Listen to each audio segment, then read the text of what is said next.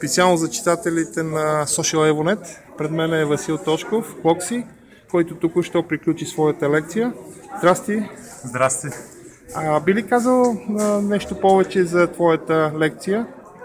Мисля, че мина добре. Хората съм... Всъщност темата беше Google+. Авторство. Авторството в Google+. Google+. Хората мисля, че разбраха за какво става въпрос.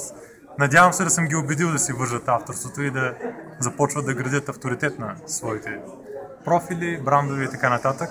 В смисъл, това е нещо, което в бъдеще ще се окаже една много инвестиция с много добра възвръщаемост, така да го нарека.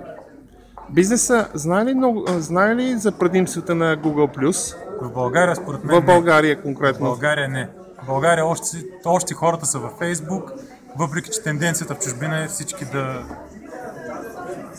В смисъл Google+, вече втората по големина, само за няма и година стана втората по големина социална мрежа, така че... Всъщност не точно социална мрежа, тя е интеграция на всички услуги на Google, нали така? Тя е и търсачка, даже както вече се видя, то е много неща в едно.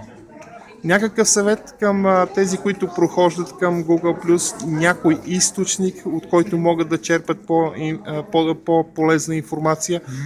Виждам, че ти публикуваш много неща на твоя профил в Google+. Да, ние споделяме общо взето и йоги, смисъл на SEO профилите, ако се следят, се споделя много полезна информация, но и самите Google имат страшно много полезни ресурси, за всичко имат отговори, така че... Какво е бъдещето на общностите в Google+?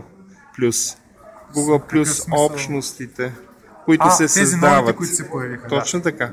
Честно казвам, нямам наблюдение още. В смисъл, не ги следя толкова. Дали ще имат тежест в бъдеще?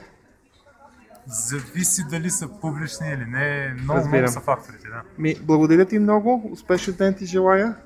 Благодаря много и аз.